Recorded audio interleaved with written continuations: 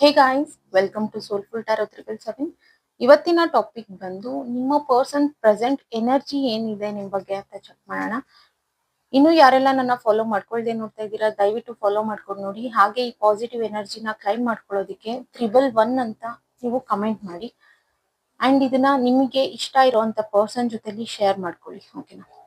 Universe ನನ್ಗೆ ಇಲ್ಲಿ clarity ಕೊಡಿ. ನನ್ನ ವ್ಯೂವರ್ಸ್ ಅವರ ಪರ್ಸನ್ ಪ್ರೆಸೆಂಟ್ ಎನರ್ಜಿ ಏನಿದೆ ಅಂತ ತಿಳಿಸಿ ಇವ್ರ ಬಗ್ಗೆ.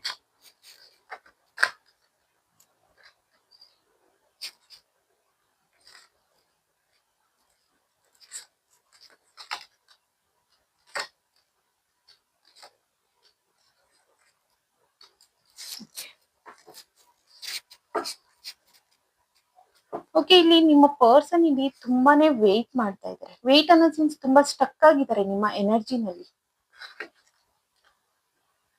ಒಂದು ಅವರ ಕೆರಿಯರ್ ವಿಚಾರದಲ್ಲೂ ಸ್ವಲ್ಪ ಪ್ರಾಬ್ಲಮ್ಸ್ ನ ಫೇಸ್ ಮಾಡ್ತಾ ಇದ್ದಾರೆ, ಬಟ್ ಸ್ಟಿಲ್ ಓಕೆ. ಒಂದು ಅವರ ಬ್ಯಾಕ್ ಗ್ರೌಂಡ್ ಫ್ಯಾಮಿಲಿ ಚೆನ್ನಾಗಿದೆ, ಸಪೋರ್ಟಿವ್ ಆಗಿದೆ.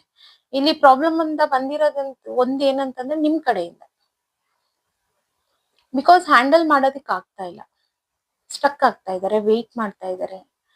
ಅವರಿಗೆ ಒಂದು ಅರ್ಥ ಮಾಡ್ಕೊಳ್ಬೇಕು, ಬಟ್ ನೀವಿಲ್ಲಿ ಅರ್ಥ ಮಾಡ್ಕೊಳ್ತಿಲ್ಲ. ಓಕೆನಾ?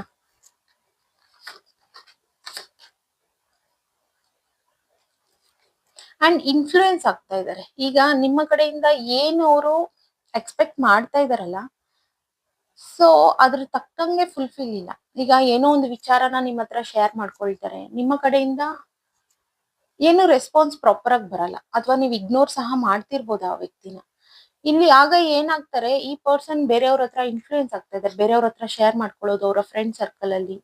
ಸೊ ಶೇರ್ ಮಾಡ್ಕೊಂಡು ಏನಾಗ್ತಾ ಇದ್ದಾರೆ, ಅಲ್ಲಿ ಇನ್ಫ್ಲೂಯೆನ್ಸ್ ಆಗ್ತಾ ಇದ್ದಾರೆ. ಓಕೆನಾ? ಅಂಡ್ ನಿಮ್ಮಿಬ್ಬರ ಮಧ್ಯದಲ್ಲಿ ಕಂಪ್ಲೀಟ್ ಆಗಿ ಮುಂಚೆ ಇದ್ದಾಗಿಲ್ಲ ಈ ರಿಲೇಶನ್ಶಿಪ್ ಅನ್ನೋದು. ಇದು ಮೇನ್ ಪ್ರಾಬ್ಲಮ್. ಇವರಿಗೆ ಇದು ತುಂಬಾನೇ ಡಿಫಿಕಲ್ಟ್ ಆಗ್ತಾ ಇದೆ. ಅಂಡ್ ನಿಮ್ಮ ಮನಸ್ಥಿತಿ ಅವರಿಗೆ ಅರ್ಥ ಆಗ್ತಾ ಇಲ್ಲ. ನೀವ್ ಯಾಕೆ ಈ ರೀತಿ ಬಿಹೇವ್ ಮಾಡ್ತಾ ಇದ್ದೀರಾ, ತುಂಬಾ ವೇಟ್ ಮಾಡಿಸ್ತಾ ಇದ್ದೀರಾ ಅನ್ನೋದು. ಇವರಿಗೆ ಸಮ್ ಟೈಮ್ಸ್ ಏನ್ ಫೀಲ್ ಆಗುತ್ತೆ ಅಂತಂದ್ರೆ, ನೀವೆಲ್ಲಿ ಇವ್ರನ್ನ ಆಪ್ಷನ್ ಆಗಿ ತಗೊಂಡ್ಬಿಟ್ಟಿದೀರಾ ಅನ್ನೋ ಒಂದು ಫೀಲ್ ಬರ್ತಾ ಇದೆ. ಸೊ ಏನೇ ಇದ್ರು ಒಂದು ಪ್ರಾಪರ್ ಕಮ್ಯುನಿಕೇಶನ್ ಮಾಡಿ ಇದನ್ನ ಬಗೆಹರಿಸ್ಕೊಳ್ಳಿ. ಓಕೆನಾ? Thank you guys, bye.